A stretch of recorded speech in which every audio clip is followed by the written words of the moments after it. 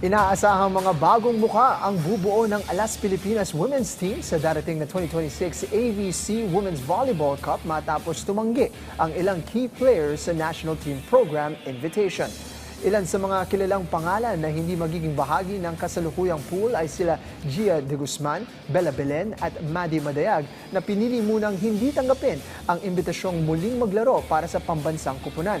Dahil dito, inaasahang ipaparada ng Alas Pilipinas ang bagong lineup para sa paparating na AVC Women's Volleyball Cup.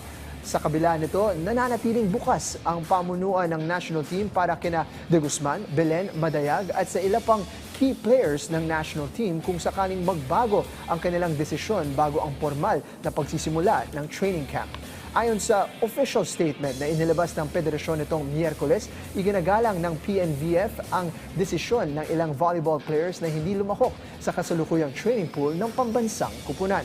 Kasalukuyan nang nagsimula ang inisyal na preparasyon ng pambansang kupunan para sa AVC Women's Cup na gaganapin sa Candon City, Ilocos Sur sa June 6 to 14.